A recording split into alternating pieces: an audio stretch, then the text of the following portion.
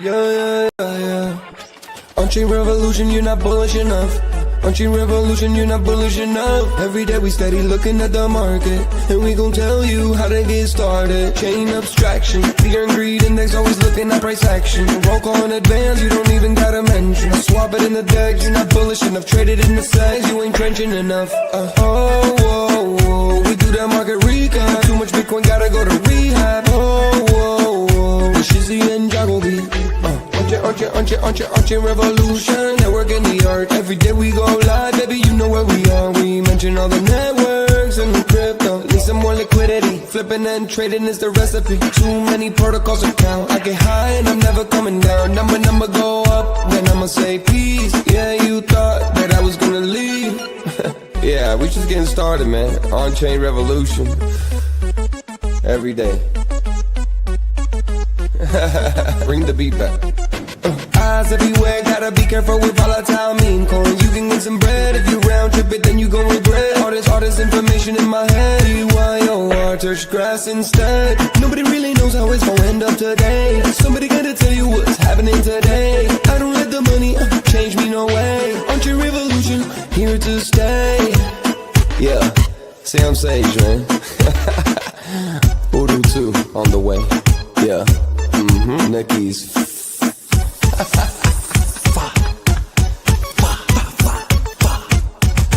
Yeah. On-chain revolution.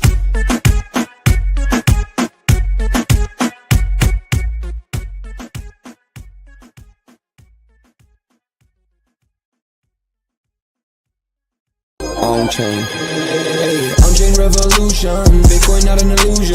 Market recaps and I do a roll call. You're not bullish in the vocal. Look at the price action, trend. Yeah, send it to the deck. Yeah, sell it through the stack. Order knows the best. Too much Bitcoin, gotta go to read. If you end up bearish, gotta put the knee pad. Let me see the comments. Look at the fear and greed index. Bridge. Look at the chart. Welcome back to On-Chain Revolution. My name is Shizzy on the show, and we cover the entire Bitcoin crypto ecosystem. What is up, guys? We have an amazing show for you guys today. We're live from the On-Chain Hour, and today's show is going to be absolutely insane, guys, because this week we have so much economic data, it's going to blow your mind. Tomorrow we have CPI. Thursday we have PPI and the jobs numbers, and then leading all the way up to the 23rd, 24th, where we have Jackson Hole. All these are kind of saying the same thing. We're going to get a massive rate cut in September, and it could be 0.5. Yes, it could be a double rate cut. We haven't seen one of those in a very long time, but they do happen. And I do think potentially if we come in light on inflation data on Tuesday, if we come in light on Thursday, the jobs number comes in downward, more downward pressure like we saw last week, we could see huge surge, not just for September, for October, and even for November, guys. This is absolutely insane. Right now, we got Bitcoin sitting above 120,000. Everyone is kind of sitting there waiting for Bitcoin to kind of take off again. I do think we got to wait till tomorrow at 8:30 to get the CPI, but once it does, Bitcoin's going to be back at all-time highs. I mean, we are like a few percentage points away from all-time high right now, guys. Absolutely insane. Ethereum, Yagobi's been telling you guys all last week, over and over, even a week before, Bitcoin's going to cross it. It's about to break it. Over the weekend, we did break 44,000, and we're at 42,777. Again, that is a few percentage points away from its all-time high of 4,800. And I do think once we pass that 4,800, we're going to set our way to potentially 9,000. Bitcoin is double last cycle's all-time high. Ethereum should be double as well with a few weeks lag. And I do think you're going to see huge catch-up from Ethereum. But what does that do? Ethereum has been our leading indicator. And when our leading indicator is showing that, hey, it is time to go, everything else is running. That's what you're kind of seeing. You're already kind of seeing it. You're already seeing the ETH betas are running now, right? You're seeing Athena. You're seeing Curve. You're seeing all these other ones that are running on the Ethereum blockchain. Aave, they're running, which is making everything else run as well. The counterparty trades, DeFi on Solana is running because of DeFi on Ethereum is running. Everything is correlated right now. Eventually down the line, things will not be as correlated. But right now, every sector is correlated. And we're going to see huge momentum and it's going to be absolutely glorious, guys. We have a huge show for you guys today. So without further ado, bring my partner here as always, Mr. Yagobi. What's up, buddy? What's up? What's up? What's up? What's up, man? How you feeling today, brother?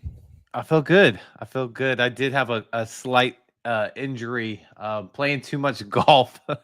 So I guess I'm getting old. But other than that, the markets look really great. I feel like what Bitcoin and Ethereum did over the weekend was awesome. It was just a great feeling for Ethereum to cross back over 4,000 because we haven't seen that since before last year, right? There was 3 attempts last year, got rejected every attempt.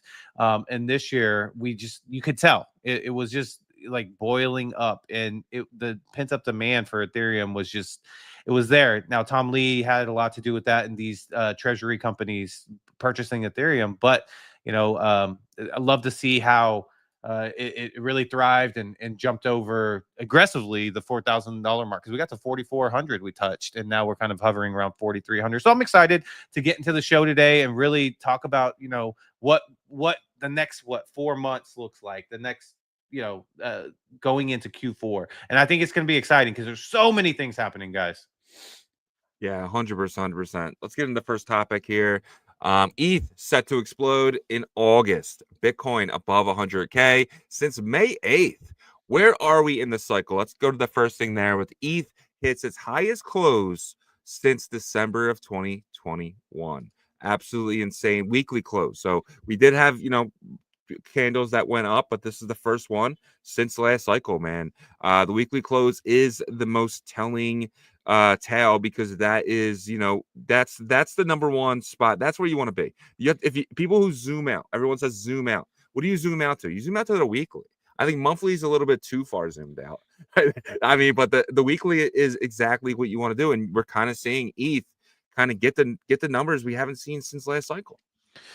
Yeah, you are seeing ETH look really strong. And I mean, I'm not sure if you're have a chart up, but I have a chart that, on the daily that shows just that breakout and how it is different this time. Using that phrase in our space is it's been overused so many times. But if you look here, I mean, this is what we've been screaming, right? Is that like the being so aggressively oversold right here? This was a layup. This was an alley-oop right here. It was kind of like, if you were paying attention, and honestly, like, I don't like to tell people outside of crypto or whatever, how I feel, because I just feel like they're not experienced and they'll probably make a mistake and come back and be like, hey, well, you told me, et cetera. But with Ethereum, I told them, I was like, this is the play. And this was at like 38, 37, 3600 as it was kind of hovering around that area. And I said, it's not only going to go past 4,000, it's going to run past it. And right now we've kind of done that first sprint. I think we continually go up. I actually wouldn't be shocked if we challenge the all-time high this month in August. And that's why we have this title of Ethereum set to explode in August, because this is a good I feel like start to the blast off, but we haven't really seen it yet. And I think we're going to see more to this, whether we just challenge the all-time high or we pass it. I think that might be a little bit of a reach, but I think we at least flirt with it. Yeah, and Colin and into the crypto first Benjamin Cohen were saying that they think ETH has to come back down and touch its 4K again. Do you think we do that? Do you think before we get to 48 we do come back down and retest that 4180? I mean, we could, in terms of like, let's take a look here on the daily chart. I mean, the daily chart looks really good here, right? You can see it's not hyper aggressive yet, but with that being said, it's like the momentum indicator, the MACD for Ethereum on these higher time frames, the larger ones, the daily and the monthly, they're actually almost kind of like not showing us, in my opinion, like how aggressive ETH has been. Really, it's kind of like bringing it back a little bit, which to me is bullish, because I think that like once we start to really see the bigger MACD candles and stuff, we'll be in that 45, 46, 4700, and then start challenging it. Do we touch back? Possibly, because we did hit a milestone of getting past that really stubborn area of like 4,080, right? And now it's like everybody in their mom probably thinks Ethereum is going to shoot to 5,000 now, right? So it makes sense for the market to kind of pull us back and scare people and get them out of their positions if they're in some extra. There's probably people that are in long positions that got in at like 3,000 and stuff like that, right? So but I don't care about that for the short term, tagging 4,000 again. I don't think we cross over 4,000 just to start heading back to like 3,500, 3,400. It doesn't make sense to me. This scenario doesn't make sense for me for that to happen. Something like, just touching maybe here and then popping back up. Okay, that's fine. But remember too, if you look here, we're not in a very high volume area right now in terms of, the daily chart, right? You can see where we are is you can, I guess you pull back the data, it does get a little bit more volume because that's what pushed us up there. But still, I mean, it's not like this area here, right? Which, typically the middle has the most volume. My point that I'm making is that like, if we do have some aggressive bids come in, which I expect that because everything is talking about these ETH Treasury companies and it's circulating in institutions and CNBC and stuff like that. And so that doesn't die off. We saw what happened whenever Bitcoin first started getting into that zone.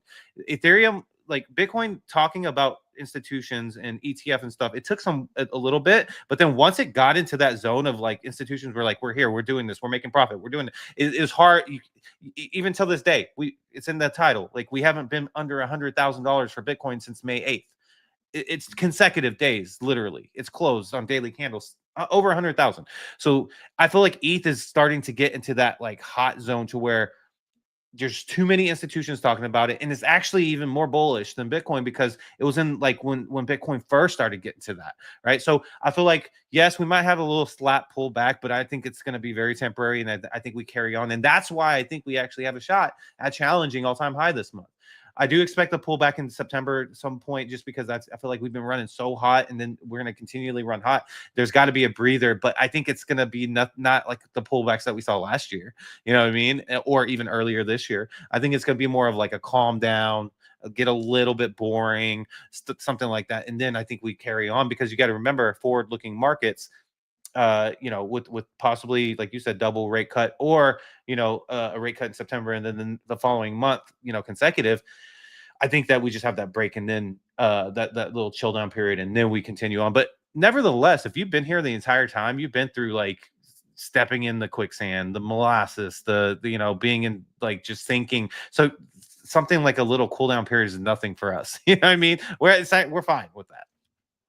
Yeah, 100%, 100%. I ain't gonna lie to you, though, it is harder now that like my portfolio has been running and as has been running. It would be hard to kind of go back to sideways for a whole month. That would be. I don't think it's gonna be the whole month, though. I think it's gonna be around 2 weeks, but that feels like a month for us.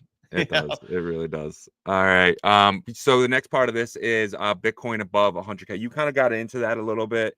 What do you think, man? Do you think we ever see Bitcoin below 100K ever again? Well, it depends on how aggressive we get in this Q4. It really is that important. If we get to something like in my opinion, that's a bit hyper aggressive, would be like 250 to 300,000. I think it'd be really tough to see 100K again. If we get to 150, 165, then I wouldn't count it out.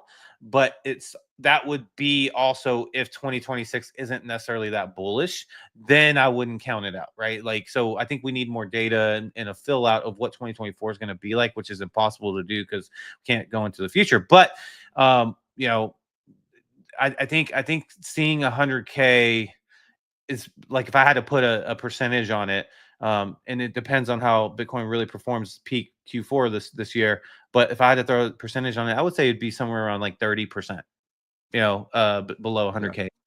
Yeah. But that's it. And I know that's actually kind of like, saying a lot and being really speculative with Bitcoin only at 120, but we don't see Bitcoin below 100 before we see it we see 150, 160 before we see 100, if that even happens. And so that's why I feel that way. I feel like 30% is a safe percentage for me to say. I could be completely wrong though. So. Yeah, I'm actually in the camp. I don't think we'll ever see 100K 5-digit Bitcoin ever again. I think those days are behind us. I mean, I think, I still believe that the next 6 to 8 months, we're going to see above 500K Bitcoin. I think we're going to see 600K, 700K Bitcoin. And I do think that's going to happen. And then, by next May, honestly. So by me saying that, I don't think we'll ever see 100K again. I don't even think we'll ever see potentially 110 Bitcoin ever again. I think that 111 is very solid support, and I don't think we ever see that again. Do we see 111? Possibly, yeah. Maybe in September, but I do think that we're gonna mainly go north with some pullbacks. Yeah, could be the case. That would be cutting it close though. 111 to 110. Well, I think that's fair because there's a lot of support there at 108, the old all-time high, right? So, and that was all-time high for a couple months. But yeah, so let's move on to the next thing here. Focus. Every market cycle, every market has a cycle. Where are we now? So this is something, this is a TradFi chart. You brought this to my attention with the title here, so I researched it. And so this is the chart right here. If you had to say where we're at right now, where do you think we are at? Because I think Belief. okay, I was gonna say I think we're both way different here, and we Yeah. are because I think we're just in the optimist, like I think we're here, at the optimism phase. I actually have a shot at 50K type of thing. I think that people don't even realize yet. I think that this is just hope as we've been in since I want to say like February, March, and now optimism, belief. I don't think we're that high yet. I think we still have ways to go to get the thrill. I don't think it's next. Well, we got 4 months, right? So we got 4 months to get there. I say belief because Ethereum has crossed back over $4,000, like actually crossed over and maintained it. Now it's a low 4,000, but still it's there nevertheless. And I think that belief has come into at least the crypto Twitter circles and then the institutions. And so we're at the very beginning stages of belief, in my opinion. And then, once, Ethereum crosses, creates a new all-time high, whether that's in August or whatever, I think we probably hang out in belief for a bit in September. And I don't think we get slapped back down to hope or anything like that in September. Whenever it does chill, I think it's just going to be a natural kind of a little bit of a correction. And then we start to experience thrill in October, November, and December is what we get with euphoria, maybe pouring over to January. We'll see. But I could be wrong. You could be wrong. It's really hard to tell because this is new kind of grounds for the cycle, right? With Ethereum really starting so late. So you could be right in terms of it being shifted. I kind of compacted that a little bit because I feel like people are starting to believe because of Ethereum. Yeah, no, I agree. I still don't think people truly believe in it. A lot of people are calling for a pullback. Right? I mean, I'm seeing that a lot right now, and the haters are out there, and they're coming in hard. And I still don't think people believe yet. I think it'll take Ethereum to cross its all-time high. You got to remember, in last cycle 2020, people really didn't believe in Bitcoin until it passed 20K, and that was the That's previous true. all-time high. Right? Yeah, that's So that's when people start so that's buying. what I'm kind of thinking right now, and I think Ethereum is the Bitcoin of last cycle, meaning Bitcoin has now become bigger than we've ever dreamed of. It's become the Nasdaq, the S&P, and Ethereum is now the leading indicator. And I do think we need Ethereum to get back to its all-time high before we truly believe that we're about to go absolutely crazy, and then to that thrill area. So, but we'll see. Yeah, either way, we're in both of us, like, because you're just a little bit behind me. So Yeah, I mean, we're about to go into this great experience of all your patience and waiting and stuff is going to be paying off soon. 100%, 100%. All right, getting to the next thing here. The news for today. Let's jump right into it. So Tuesday, August 12th is the economic. So if you guys don't, you guys got to be checking this. Oh, this calendar. This is really important. This is marketwatch.com economic politics calendar. It kind of shows you what's happening, right? So Monday, today, nothing. Tomorrow, CPI year over year, CPI index, core PPI. So let's go into the first one here. They're expecting inflation to be at 0.2. The previous was 0.3, so that's the CPI index. The CPI year over year, they're expecting to be 2.8. Last one was 2.7. They are expecting it to be high. 2.8 is high, guys. Especially when Jerome Powell wants it at 2. Core CPI, they're expecting to be at 0.3. Last one was 0.2. So they are expecting it to go higher than it was, which is good because all we got to do is basically come in Maintain, line with what we did. Just maintain last month. inflation data, and we're good. Yeah, yeah, I think this was fair. It's going to be interesting because they said that they're starting to see like the tariffs effects and stuff. So the CPI data for tomorrow is going to be very, very interesting. If it truly isn't affecting like the current administration saying, then we should be fine because I think we hover around where the expectations are. But if Powell is extra right, I guess you could say, then that might be a little bit concerning. And that this could be a like the Bears licking their chops a little bit. It won't last a long time, but there could be a pullback if that happens, right? So there will be if it comes in hot, like if it comes in at like 3.1 or something crazy like that. But we'll see. I don't know. I think consistency is key here. Let's see if we do get that consistent, like stable CPI that we've been receiving the past 4 or 5 months. Yeah, and tons of Fed talk too. So Tom Barkin, somebody who I think is someone Trump is looking at, Jeff Schmid as well. These are Kansas City, Richmond Fed, Kansas Fed, Chicago Fed, Atlanta Fed. They're all speaking right after the CPI comes out. So it kind of tells me something here. That something this could really like be launchpad area for for all assets right there. Thursday we get our initial jobless claims. They're projecting 229. Last one was 226. So we are hoping that this comes in lower than that 226. So that would actually be really good for the CPI as well. I mean, for the rate cut as well. And then core PPI, they're expecting to be 0.3. Expectations is 0. I don't think these are right, but PPI, yes, there's something up with these ones, but these ones are correct. These ones are a little wrong. Maybe you have to wait a few days to kind of get more of these numbers, expectation numbers to come in. But last month was 2.3, 2.5. So we do want this to be in line or lower. But yeah, PPI is going to, this is the one that matters the most with these tariff situations. And it's going to be very interesting to see how all of this plays out. We have, some data that comes from the government that we don't even know if it's like legitimate. Both sides, let's just kind of get to the good parts, right? Let's the number go up everything.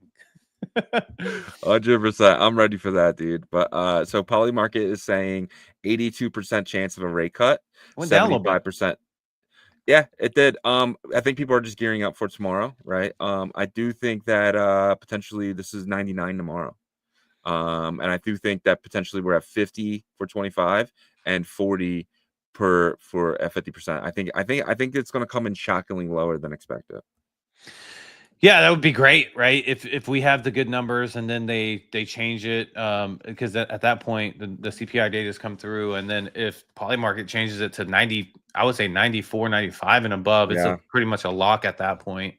And then we can, and that could really get things even more hyper bullish for Bitcoin and Ethereum as well, because now Polymarket has reassured everybody, hey, this is happening in September. Then we're really forward looking at August 12th, and that hype will probably run for a week or so, and then that's why I think September probably has a chill down, because it's already baked in.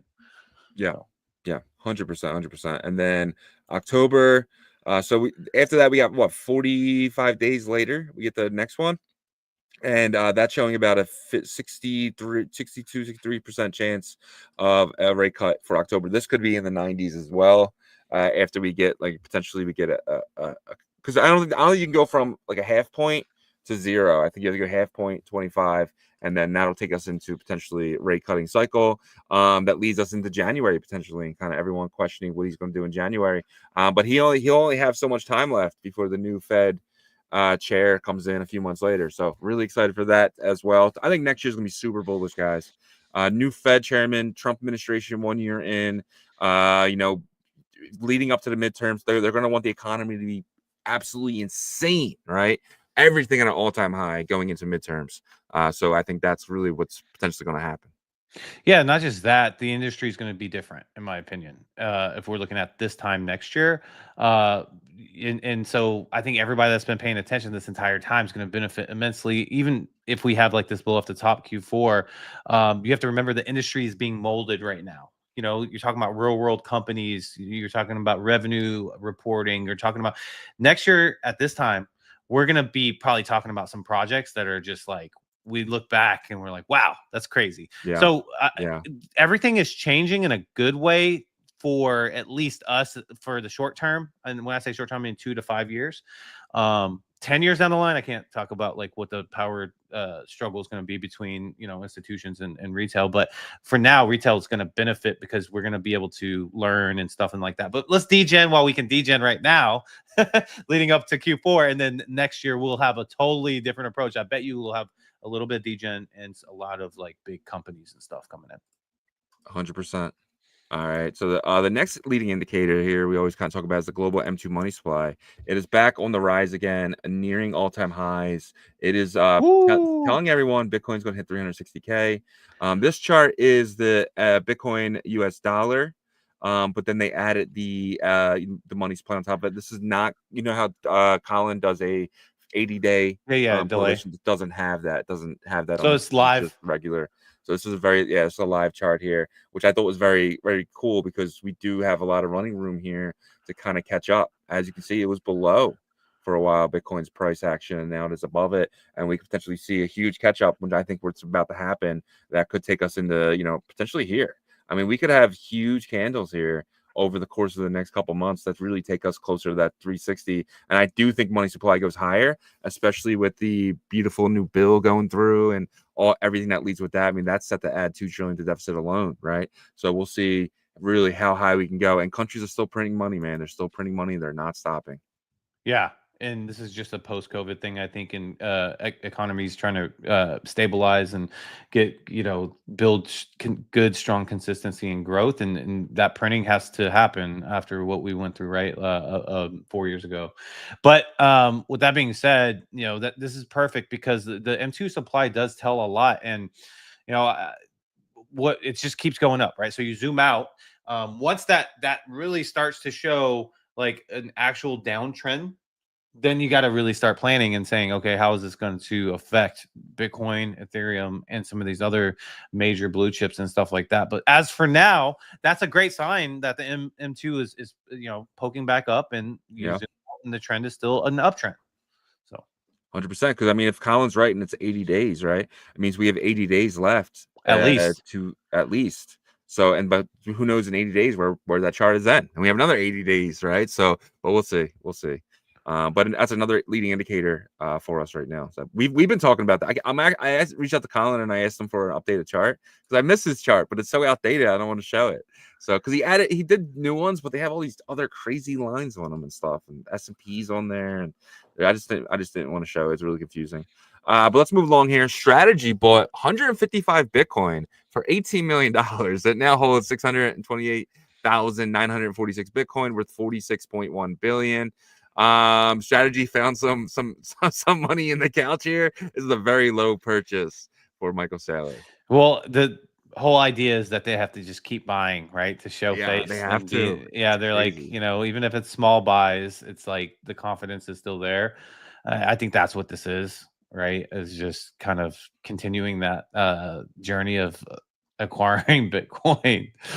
So yeah, I think strategy is you're right. I think they're just up against it, and this might have been the profit from last month that they're just like, we got any money? Like, we got any money? Well, let me ask you this though: do they determine the end of the crypto bull run? Because let's say they stop, like let's say Bitcoin gets to 275 or 300, and they're like, okay, now we have to sell down to do this and that and this and that, or do they just? I mean, because like, yeah, they can continue their strategy with the notes and the stuff like that, and convertible notes and doing all that stuff, but like at some point, like they're gonna get a lot of attention on them as the balances continually grow on both sides. Like, Bitcoin's growing, but then what they owe is growing, or whatever their microstrat, back to the company. So I just almost wonder if, like, once they say, okay, we're done buying, does the entire market one by one start to follow them? He's never been done buying. That's what I'm saying. As Bitcoin goes up, though, he's bought more, right? So it's like if Bitcoin does reach 280, Saylor has a shit ton more more money in equity to buy more, right? So but that feels like that feels like a cheat code to me. And I feel like, you Well, know what I you're mean? worth Like, more, so you can take it. Let's just say they build a stadium right by your house. Your house now doubles in value. You can take more equity out of your house because it's worth a lot more, yeah. right?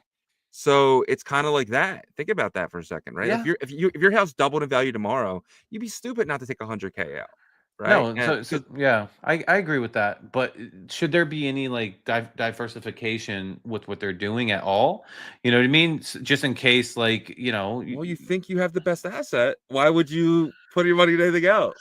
And I I think mean, he does have the best asset. Tether does that, right? Because like they acquire a lot of Bitcoin, but they also have, you know, bonds, and they They have have to have the bonds they though have these in other order to, assets and these other assets, yeah. and you know what I mean. So I think what Tether does is more of a better strategy so far. I mean, I can't say that strategy. Their name is strategy. So funny.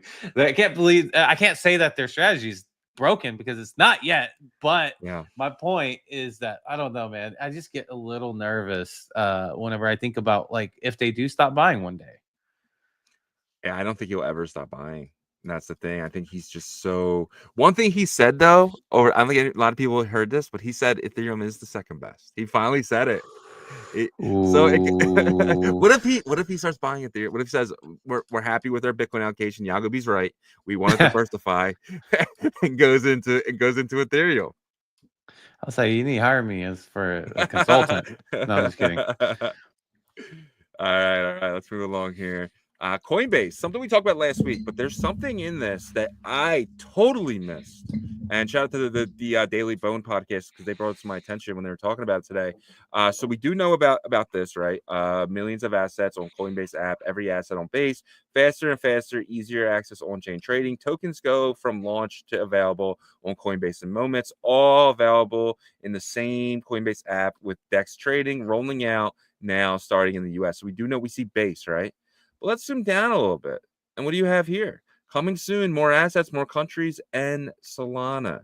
They're going to be adding Radium into the Coinbase just like they have the Velodrome or Aerodrome. Aerodrome. Yeah. I talked a little bit about this last week, remember? Yeah. I was saying, Yeah. I was like, so is it just going to be base tokens that they're going to offer, or do you think they're going to start rolling in other chains? And it looks like that's I what would they're have said doing. no. I probably said no.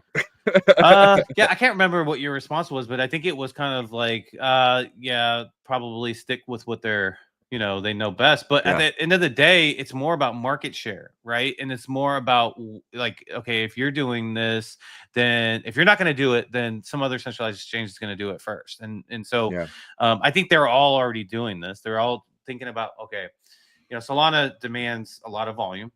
You got to include them. And then, of course, they have to include their branded chain, which is base. And then I think the other ones they'll go through, like, it's almost kind of like now it's like the listing process is more like chains. Like, okay, you know, not the coins necessarily. Now we're listed. Want to say, do we bring Sui on? Do we bring Cardano on? Do we bring, which could be monumental, by the way, for some of these chains that have lower volumes, like Cardano, like, you know, who was it, Near Protocol or ICP or whatever. And so this actually could help. And so this is like, in a way, centralized and decentralized aspects working together in a way. So we'll see. 100%. I'm so bullish on this. I think this is going to be something that changes everything. I think this actually does put a meme coin cycle in the future. I think the next couple months we might see an insane meme coin cycle. So imagine your, you know, a grandparent can go buy Pepe or something that's not on a chain, right? Pepe's probably on Coinbase, but like let's just say fart coin, right? Everyone has access to every coin now. Like every coin is available on Coinbase. And once they add BNB, because that's what's rumored to be next. Oh, that's what the guys were talking about. That's insane to me. This is absolutely insane. You're gonna be able to buy any coin from any chain. Yeah, no, well, at least the approved one. So, which, you know, at the end of the day, the ones that have the demand, right? So it's like BNB makes sense, Solana makes sense. So, but like some of these other ones can try to really create demand now because, and this could be where, you know, like if Arch does like do something huge and Runes has a ton of liquidity on Arch now, like they integrate Arch, right? So good. there's like different dynamics of the market and industry that are coming into play that are going to change things, and this is one of them. I didn't expect it to happen the next week though, that like we talked about it, but that's pretty cool. That's pretty cool for sure. 100%. And it seems like it was always part of the plan. It's just it was very kept to the chest for sure until it's so weird, isn't it though? Let's look at it for a second. Like it's not here, it's in the comment below. Like, you know what I mean? Like it's like and Still Solana. It wasn't even like more assets, more countries, and Solana. That's and Solana. Sorry, I didn't mean to throw it away. But all right, move along here. LayerZero Foundation proposes $110 million acquisition of Stargate. So Stargate Finance is the best bridge I've ever used. It's my number one bridge. If I use any bridge, it's always Stargate. It's using LayerZero's technology, right? It was the first DApp out there, even before LayerZero was even available out there, and kind of using it. It's gotten super fast now. To most bridges take 30 seconds, and a lot of people are using Stargate right now as well. But Stargate's token is severely beaten down. Like it is like, I mean, I remember it was at $1 last cycle. Now it's like 30 cents. And LayerZero is like, we want to sell or trade the LayerZero token. And this is a LayerZero Foundation. Remember, LayerZero is a decentralized organization. It has a governance token, the Zero token. And, they want to potentially sell down some Zero to buy some Stargate, because Stargate is also a governance token, which gives you say in what the Stargate bridge does, right? Where it offers yield and stuff like that. And they want control of that. How do you feel about LayerZero selling down their token to buy Stargate token, which is a DApp on their technology? Well, I mean, if the governance votes yes, so I mean, I guess there's no problem with it, right? But I think Stargate is just like it's their shining star, right? No pun intended with that, but it is true. We've used it for Bitcoin Layer 2, Botanics. And when I say instant, I'm talking instant. I remember multi-bridge last cycle, which obviously it had the hack and all that stuff. But previous to that, it was pretty popular.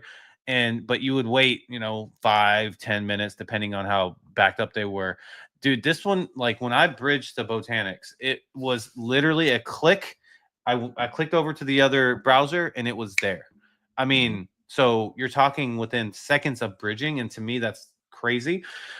So they realize how big of a product this is, and I just mentioned Bitcoin Layer 2, so. A lot of people just imagined probably eventually in the beginning that this would be for EVM only, right? Which it was in the very, very beginning. But then very quickly, they have been able to go over to Layer 2. And they have brands underneath them, mind you. So they have Beyond, which is a more Bitcoin Layer 1 that uses, LayerZero tech stack and Stargate and stuff like that as well. So, I mean, I don't know. I just feel like they know that, and that's why they want to have control. They don't want this token to probably get out of control yet, and so it's important sometimes for teams and foundations to have the majority control, because they're the ones that are building. They want to make sure that this isn't going to go into some degen spiral or anything like that. So I think that's what this is most likely the case that with this right here. Yeah, but this is equivalent to the ETH Foundation buying up Uniswap, controlling that DEX, right? This is similar to if Coinbase would buy up, Aerodrome and control that DEX, right? Is that stuff we have to worry about? I don't well, I think you have to ask yourself the question: do I have to worry about the main entity? And if you have to worry about the main entity, then yes. Okay. But I don't think we have to worry about Coinbase. They've been around forever. I bought my first Bitcoin on there in 2013, and then also they are constantly in the microscope, under the microscope, right? So but does LayerZero need to be worried about LayerZero? I don't know enough to answer that, but one thing I do know is that they're partnering with everybody, so other builders and other ecosystems and chains and stuff do trust them to this point. So I don't know. 100%. I agree. I guess I don't think it's a bad thing. I just think it's different than anything I've ever seen before. Another foundation buying another foundation's coin, and but yeah, we'll see in the future. But let's get into the crypto fear and greed here. So last Monday we were at 52. Yesterday we were at 59. We're higher than yesterday. That's my hint for you today. I'm gonna give it a little. Let's make it a little hard for you today. We're higher than yesterday. Okay, yesterday 59. 67.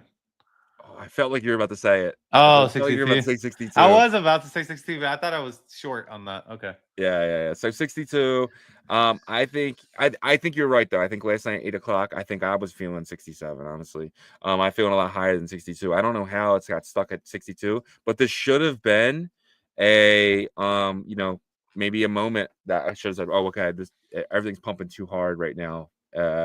Think about this though, dude. Bitcoin's at 120,000, ETH is at 43, and we're sitting at 62 fear and greed.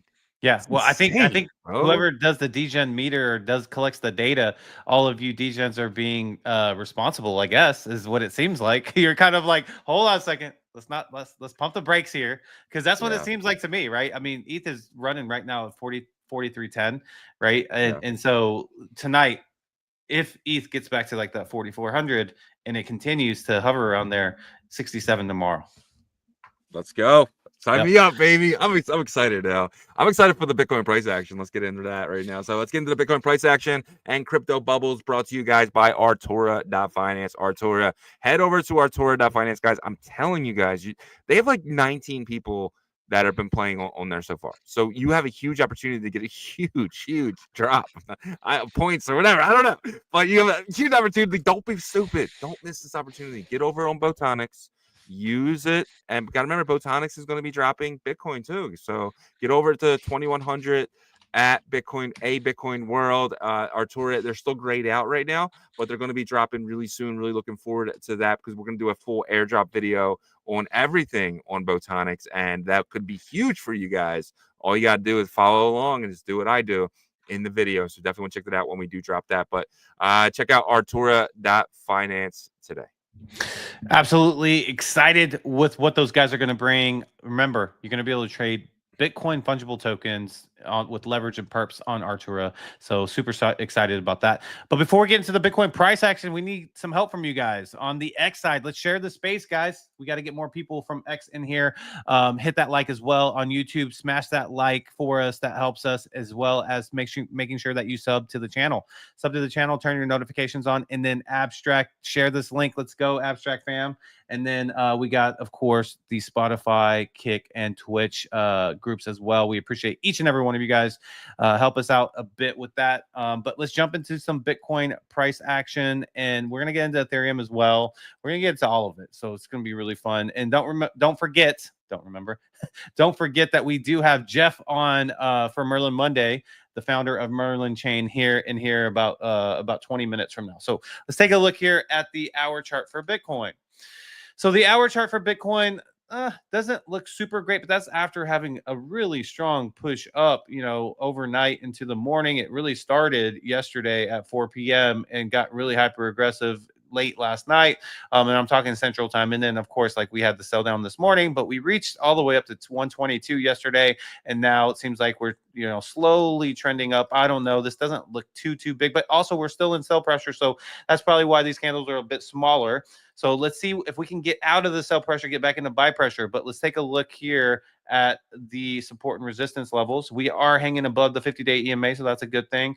And we're going to check the data going back to 5 a.m. this morning. Let's see what's happening at this area at 120.302. So we were below this before we did the price action, started the price action here. So we are trying to make a push up is what it looks like. I would like to see the MACD fast line kind of start to curl up here. We can get out of the sell pressure, but this candle is pretty big. So we might see a small like white candle before we completely start to go green. But let's take a look. So in this area at the 120.300, we are kind of getting dominated by the resistance here. So having a little trouble getting past this area. Not a lot of volume here though. So some large bids could push us up there. Now, right below that, we are seeing more support come in. So, the resistance is having a little bit of issue pushing it down here. So that's really good. And then kind of we lose the battle here at 120, 150 right there. And then it goes a little bit back to even. So we really start to see that support level, the next strong support level on the downside come in at like right below 120. So I'm okay with this because we're not getting super dominated in these areas here. Let's see what's happening to the upside. So if we do get some big bids pushed up here, we could kind of skyrocket through this because it's the low volume and there's not huge lopsidedness or anything like that with the resistance coming in. So yeah, it looks like, you know, sideways with a little bit of possibility to the uptrend, you know, was what I'm seeing here. Obviously that can change very, very quickly, you know, with a bullish headline. But again, tomorrow is CPI, so maybe we expect this choppiness with a little bit of uptrend and maybe a little bit of downtrend as well, just kind of choppiness back and forth until tomorrow's numbers come in. So I probably would, you know, just pay attention to, you know, when do we get out of this sell pressure in the next 2, 4, 6 hours? And when we do, how do we get out of it? Are we just kind of getting out of it methodically, you know, just like really slow, well, you know, not too much energy, just a little slow uptrend? Then that's going to be because people are trying to see what happens tomorrow. So, you know, could be, you know, something big after good numbers tomorrow, but let's wait and see what happens there. So that's what's happening on the 1 hour time frame. I would say consolidation with a little bit of uptrend. Wouldn't be shocked if it bounces back and forth all day for the rest of today. All right, let's take a look at the 4 hour really quickly. 4 hour has been in sell mode, man, for a very long time for Bitcoin. You were going back to the 3rd of August. But, you know, we had a couple small red candles in that came in right here. And then it looks like it wants to downtrend a little bit. So this is closing up, you know, and to be fair, we have been in buy pressure again for, you know, about 8 days. It looks longer than it actually is. 8 days is not that long. But with that being said, let's see how the 1 hour plays out. But wouldn't be shocked if we do pull back here a little bit. So maybe we do get more of a downtrend. CPI could change everything, flip this and continue green starting tomorrow. So just pay attention to that. The daily's good. So the daily makes me actually think that maybe that 4 hour does, you know, even if it does go into red a little bit, let's say that like we don't have the best of numbers, but like, you know, the daily is going to be very important to pay attention to too. Like, do we kind of, is this a fake out to the upside for Bitcoin and then we go back down? I don't think so. I think, you know, Bitcoin has been kind of in sell pressure on the daily side of things for a while, and sell pressure for Bitcoin is anywhere between, you know, 111 being on that downside all the way to 120 as we see now. So it could just be kind of bouncing back and forth. But I do think that, you know, we haven't been to 120 in a long time. You know, if you look here, the last time we were at 120 was July 14th. So that was quite a long time, right? We did, you know, kind of get right up on it. So maybe July 18th, but even so, you know, let's say July 18th was the last time. Then, you know, we really haven't seen this aggressive push up since then. So I like the way the daily is looking. Very good setup. So we'll see if this continues. And we are above the 50-day EMA as well. So that looks good for the daily. Weekly, probably, you know, yesterday was a good candle for the weekly chart for Bitcoin.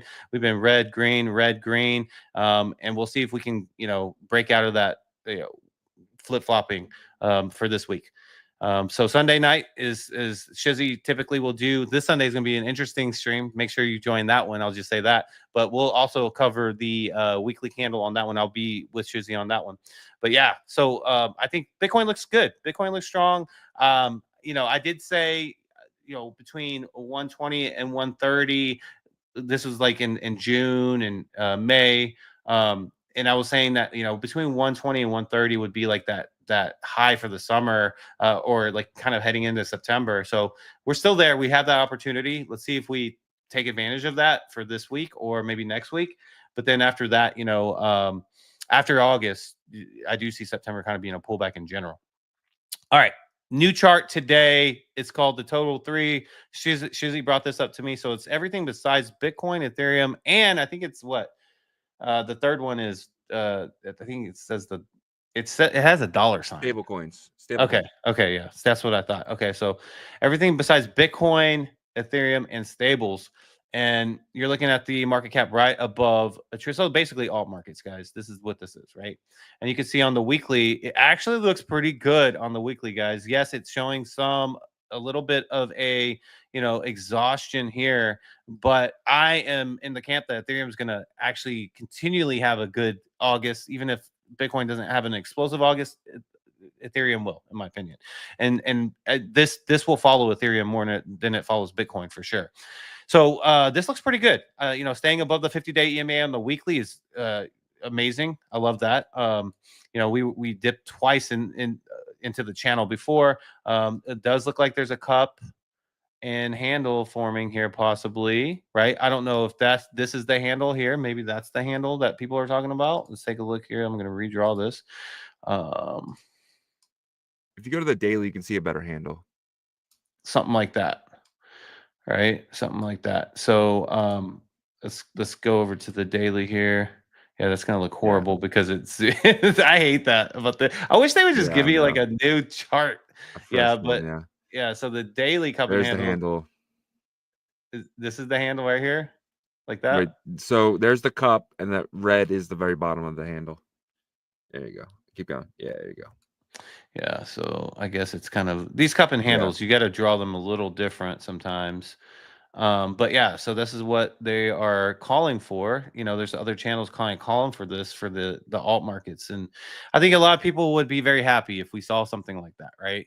But I don't know. We're gonna have to find out. This is definitely a chart that I'll be pulling up a lot more frequently now that we're getting into a little bit more risk on season, baby. Yeah, exactly. So love that you brought this up to me. Now let's check out Ethereum, because I like to be able to tell you guys that I was right about something.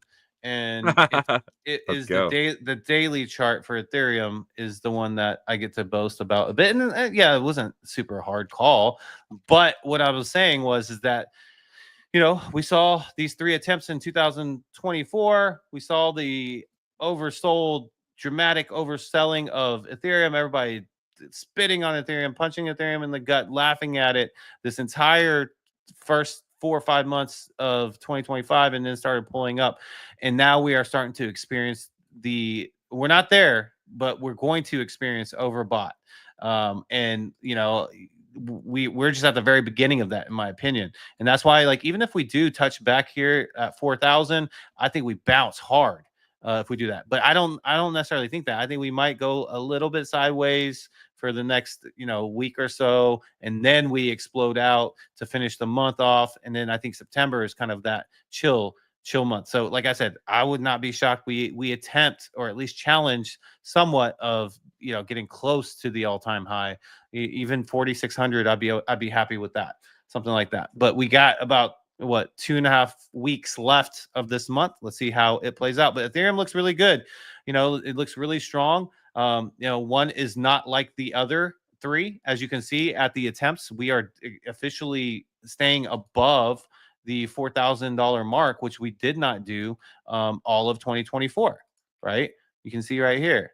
Like, one of them, we didn't even make 4,000, but right here, we barely got over the tip at like 4,080. That's the one that people were like talking about. Hey, we got to break this. We did break that. This one didn't make it quite to 4,000. I think it was like 39.78. This one barely worked up to 4,080 again, twice actually. That's crazy. And now we have broken above it. What does that mean? That's clear confirmation that we are no longer under the curse of 4,080, guys. Right. So really, really excited about that for sure. But yeah, Ethereum looking great. Let's see. Let's look at the crypto bubbles here. Crypto bubbles not looking too good right now on the daily, but there's a couple pump right here, up 21%. Congrats to all you guys that went through all the depression and anxiety that pump put you through, getting down to 0.0021, and then now sitting at 0.003745. We knew that this was eventually going to be a bounce back play, just because there's too much money from the pump organization. There's too many big people that backed it. Peter Thiel, you know, big players in the space. I don't like how Elon operates necessarily, but one thing I will say is he built a crazy high revenue generating platform, and you know, he created the trenches. He helped create the trenches, right? So with that being said, they're one of the few that are in the green right now. You got Lido up 13%, Crypto.com up 4.7%. This is one to look at, just because I know it's a big market cap right now, 5 billion, but they are good at marketing. Their team is good. They work well with US regulators. Even back then, you know, they weren't like being targeted, but I think they're good at like these backdoor relationship type of situations, to where they can kind of pay to play. I'm not saying that they do that. I'm not saying that. Well, go ahead. They're paying, I think, the Trump organization to custody their crypto. See, I didn't even know that, but they're just good at like they've been always good at, like, getting the branding for the Staples Center. They're good at, like, without regulations being here, having their involvement in the US. And I think they grow. I think they go through like this crazy growth period. I don't think it happens right now early on, but eventually it does, because they're a team that continually knocks on the door. I used to dabble on the Kronos chain last cycle. And so there's definitely a lot of liquidity that chain has and stuff like that. So what else do we see here? Monero up 3.3%, Nexo up 1.1%. We got Jasmy pulling up 1.4%, Bitcoin Cash up 2.1%. What do we have? KuCoin up 0.3%, Tron up 1.2%. You got HTX up 0.3%, Pi up 3%, Ethereum up 2.2%, which is big for Ethereum. You got to remember how big that market cap is. Ton is up 1.7%. Some big notables that pulled back. Let's start with the memes. Dog with hat pulled back 3.2%. I don't know if it's because it's no longer dog with hat. Now it's dog without hat, because they auctioned off the hat. And I think Finn from the Bags Launchpad actually won the auction, and they ran a coin to raise the money for it. So really interesting dynamics with that application. So for the audience that doesn't know about the Bags Launchpad, the founder, his name is Finn, Finn. You can find him on X. But the way the Launchpad works is the creator fees are the highest out of all of the Launchpads, but you can also delegate a portion of the fees. I think you said the max 10%, but you can give them 90%. Yeah, you can do. Okay, so you can do either like all the creator fees for whoever launched it, or you can delegate 90% minimum to an organization, or for this hat, for example, was 90% went to, or 100% might have went to buying the actual hat. And so dog no longer with hat, now it's Finn with hat. So we'll see what happens to that. Anyways, Is that and then we should make it. So they already tried. So then you got Fartcoin pulling back 6.6% here. You got IP, which is a coin on Story Protocol, or I think it is the Story Protocol. No, that is the Story Protocol. Okay. Yeah, it's the Story Protocol token, down 2.7%. Bonk pulled back 2.7% as well. You got SPX. Someone said on the timeline that Murad's getting a little exhausted chilling this. And so it pulled back 3%. Trump token pulled back 3.3%. So the meme's taking a hit today. Interesting. Meme's taking a hit today, and Pump is up. Yeah, that's very interesting. You got Aerodrome pulling back 5.8%. Hex pulling back 5.7%. Near Protocol pulling back 3.2%. Let's take a look at the top 200 here. Okay. All right. Zora has kind of been in the headlines a lot, right? Base is definitely showing support for Zora. Zora is up 47%. I think there's a partnership with Zora and Base, but 47%, huge. I actually checked my creator earnings on there, and it was like, I think it like doubled or tripled or something like that. And so that was cool to see. But White is up 21.2%. I'm not gonna lie, I don't know what White is. So if anybody out there that knows what that is, let me know. CTC is up 6.1%. VSN up 9.4%. Rex is up 6.5%. The B token is up 5.1%. You got Tel up 4.1%. Beam up 7.6%. BSV up 3.3%.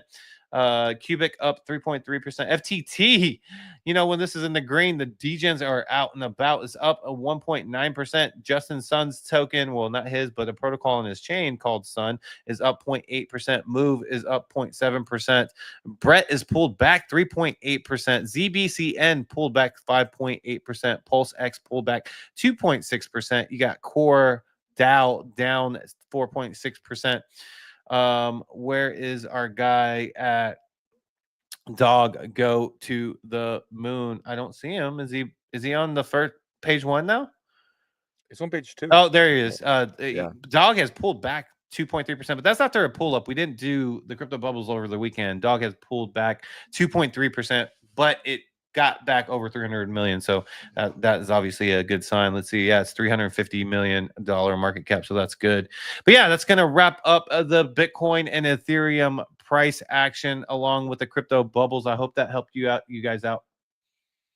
Yeah, man.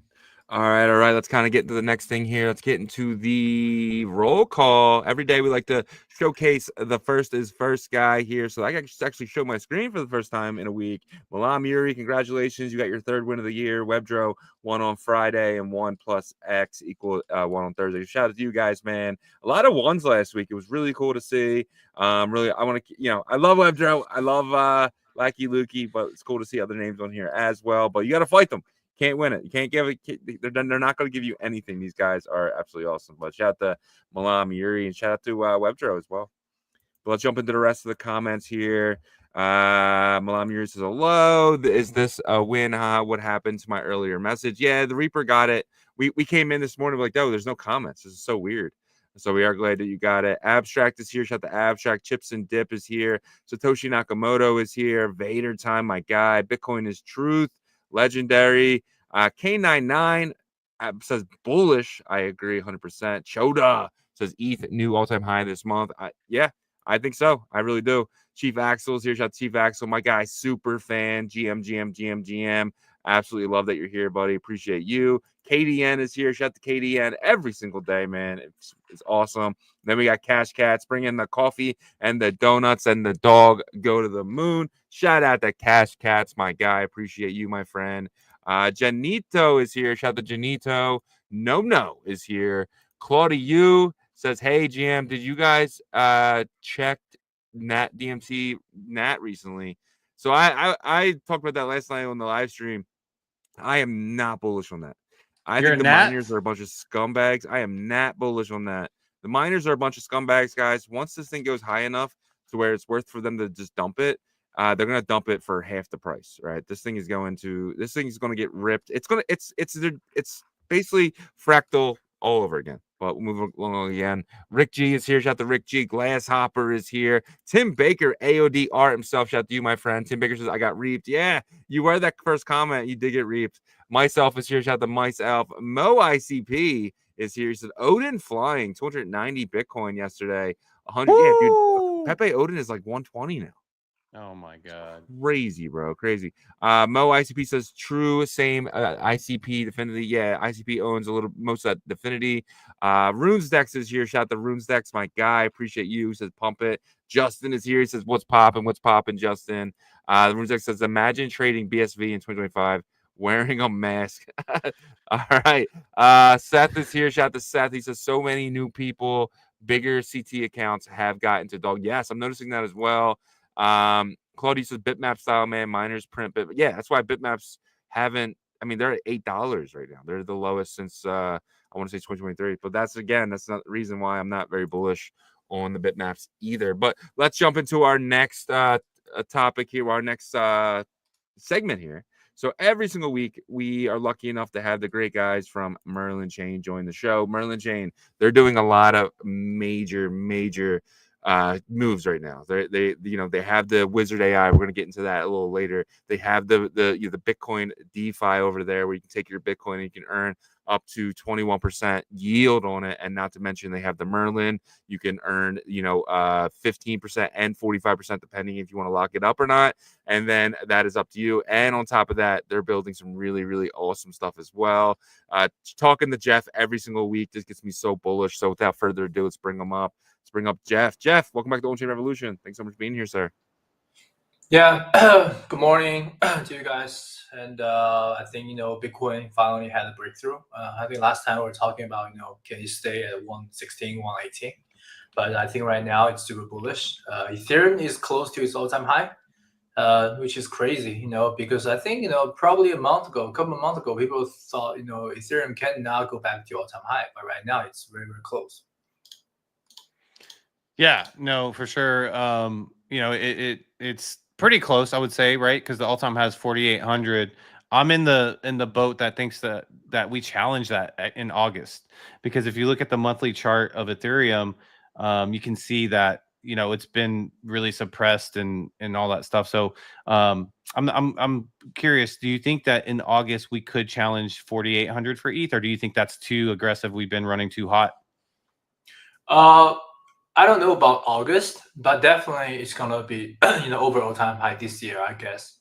And I think right now many things come back to Ethereum. And I think when you talk about RWA, when you talk about AI, I think many builders are more willing to build that in the Ethereum ecosystem than other chains. But I mean, right now Solana is doing very well with its meme launchpad, trading and DeFi. But I think Ethereum will find its position and come back with new things. Because to be honest, like after all these years, after 10 years, there's still not many infrastructure can support many things. I think many people challenged, but still I think Ethereum will stay, and I think this year will be a great year for Ethereum and also for altcoins.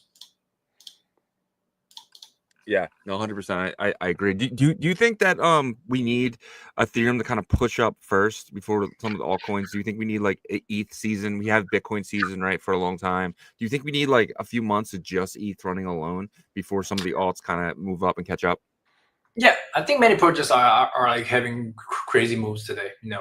Especially the altcoins. I don't know if you guys checked the news about Story today. They had some great news. They raised like 300 mil as well, and they bring their token into Nasdaq. I think it's called like IP strategy. I mean the story they're telling, I think it's somehow convincing. They're doing the IP stuff. They say it's like $80 trillion market. The number is crazy.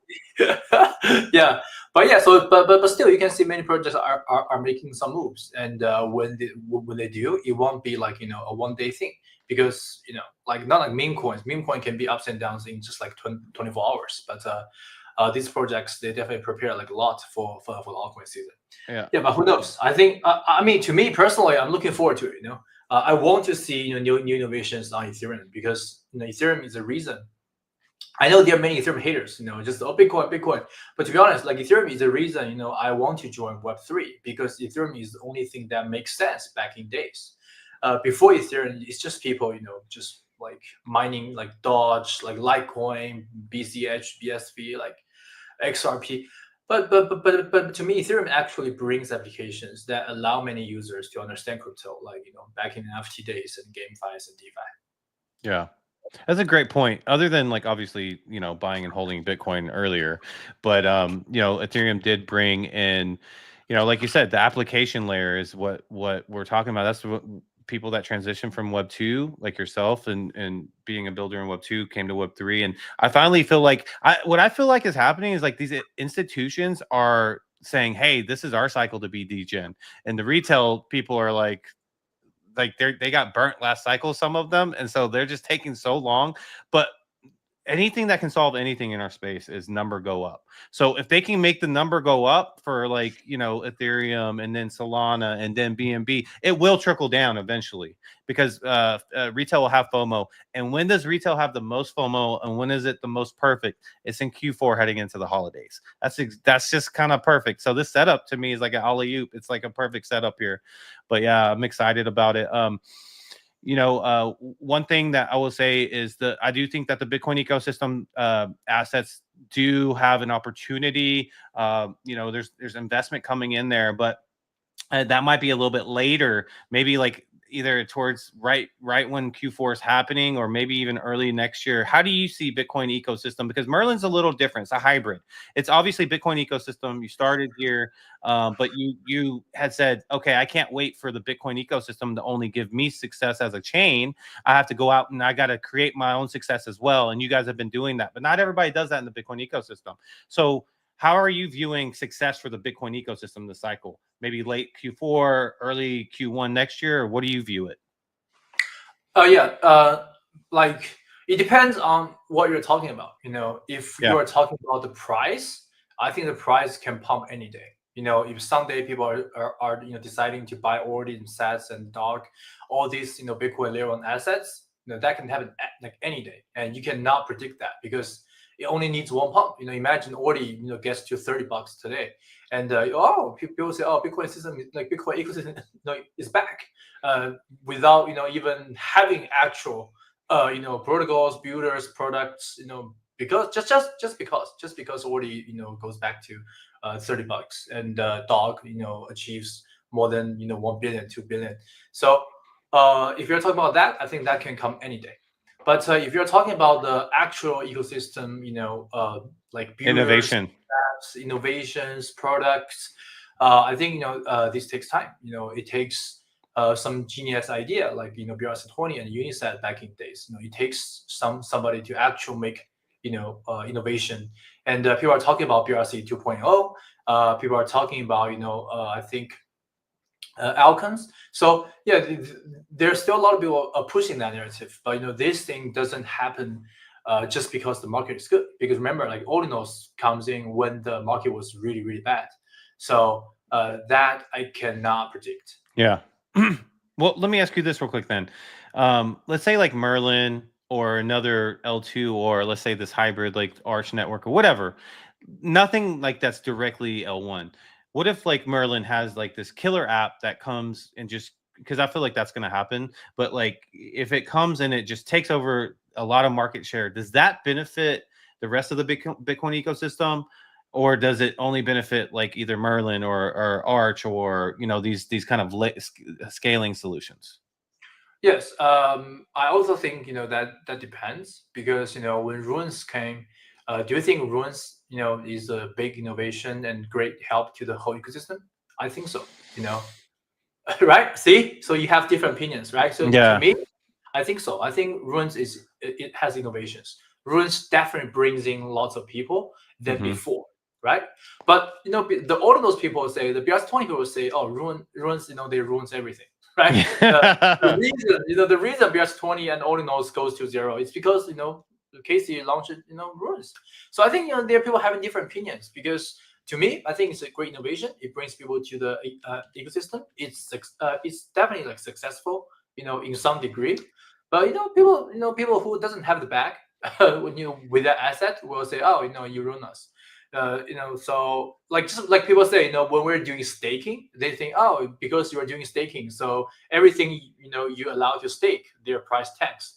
But like that's not even logical, right? Because we are helping you to lock up the circulation, like and we basically allows everything like rats, mice, like all these NFTs, puppets, runestones.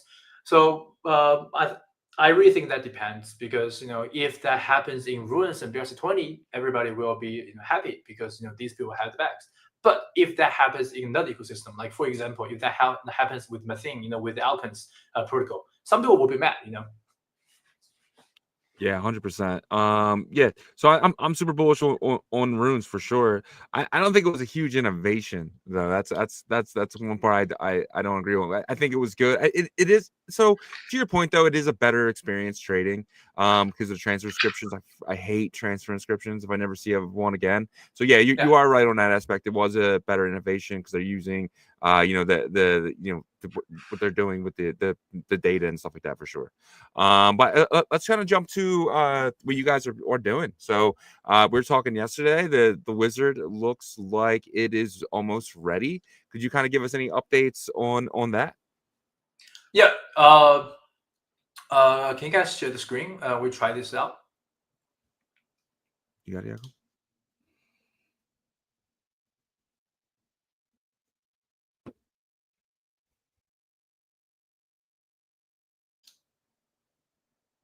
Yeah, so we have the beta version, and you can log in, on beta.wizard.tech, and basically, yeah, you can ask him everything, So like, what should I ask him? I don't know. What happened to Story Protocol today, right? Well, we're talking about this. All right. So I just asked what happened to Story Protocol today, and then the wizard is casting a spell and generating the magical answer. So so basically, what is working right now is you'll get information from different sources. First, you will get information from search engine that to put into all this information into consideration. The second, you will get the on-chain data and also off-chain trading data. So it will give you like a price charts. It will give you some price movement, and also last, you will get all this information from social media. So it will give you many tweets that tweeting about story today. What is going on? Are you bullish? Are you bearish? do you think the price can still go up? Is it a scam? So it's getting like all sources information.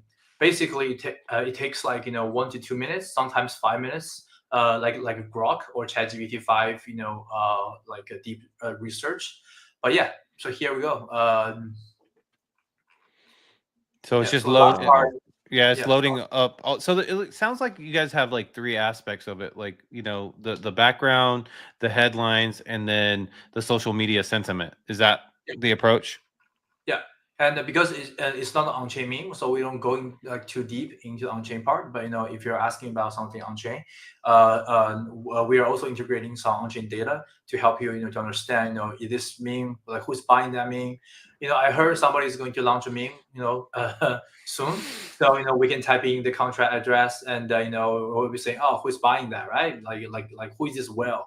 What else is buying? So all this, the deep research data will be coming from on-chain. But this, because Story is a VC project, so so this will give you some more technical kind of breakdown because it's a VC project. Gotcha. Yeah. Well, I think this is like helpful for people that are trying to get into this like crypto, but they've only been through like centralized exchanges. Because I was at a get together this weekend, and there was this guy that came up to me, and he found out that like I co-hosted the show, and was just asking me a million questions, which I was he's an awesome guy, awesome. I broke it down for him a little bit here and there. But like, if I was just like, well, you can actually, if you're familiar with ChatGPT, you could just go use this wizard AI, and he can break down all the answers for you and teach you better than I can probably, so. Yeah. And because it's free, so you don't need to use Gemini, Grok, all these other AI agents, and this is just for crypto. So we'll be adding more sources, and I think to me it's definitely gonna be easier for users to understand crypto. And like all these social media posts, they're from today, right, August 11th. So yeah, it'll be telling you, what happens there, like what people are talking about. So to me, I think it's a very, very easy product to use. And also we have the function. I think many community members from Merlin has used like through the weekend, is you can buy meme tokens. So if you type in a contract, if you type in a name, if you type in Solana BNB chain token, does it matter? Oh, Solana you can do? Yeah. Just find a contract, say buy $10 of this for me, and you will connect your wallet, buy that meme with Bitcoin or Merl. But we encourage people to use Bitcoin, because that's the most stable token, stable assets, and you can just use Bitcoin to buy this meme, and when you make money, and you can use you can sell that token to get Bitcoin back. Gotcha. So this is utilizing the Universal X in the back end. Is that what it's doing? Yeah, but like right now, I think the on-chain part hasn't been integrated. Oh, okay, gotcha. But you can buy. Like I think you asked him to tell you more about the contract. Yeah, so right now you can do the DeFi functions. You just like the data breakdown for the contract itself is not there yet, but you can do you can actually buy it though through Particle Network. Okay, perfect. Not with this wallet though. You can try. You can try just buy me like 1 cent. Yeah. Will it do it? Yeah. Okay. Like you can buy. You don't have to be a millionaire, to buy me, right? What should I say? Should I put like a $sign or no? Yeah, probably $sign. Yeah. Like that. Okay. Let's see. Buy me. Let's have this token. I might not have put it in correctly. Plus, but it's also the Merlin gas though, right? Yeah. Okay, cool. You need to specify what chain you want to buy from. Okay, Solana.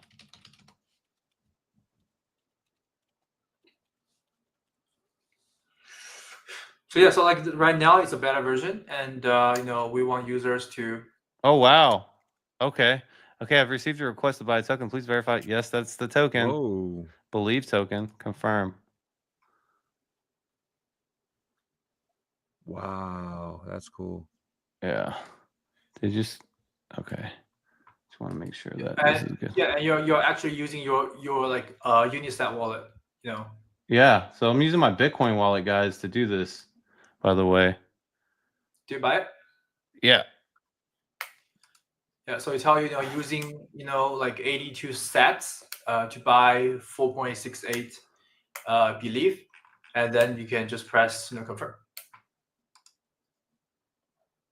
And okay, so I need more Bitcoin in it. That's why I didn't want to do that. But that's awesome though. Like honestly, I didn't think this part was ready, and so that's why I was just going to ask about the contract. But this is crazy. So you can actually buy Solana tokens right now with the wizard on Merlin using your Merlin Bitcoin. Yeah. So that's why we said about hold, invest, and trade. Because I think to me it makes sense just to hold Bitcoin.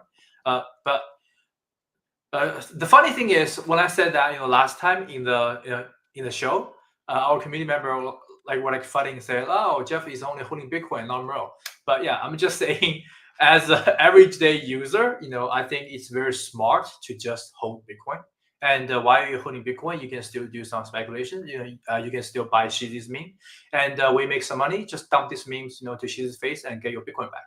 So I think this is like the smartest move to make. Just make more Bitcoin in your wallet, and someday Bitcoin will be $10 million, and you will be a billionaire. So that's the whole purpose why we're doing this. Yeah, I love it, man. I love it. I should have been more prepared for that. I didn't think we were going to do the transaction part today, but that's awesome.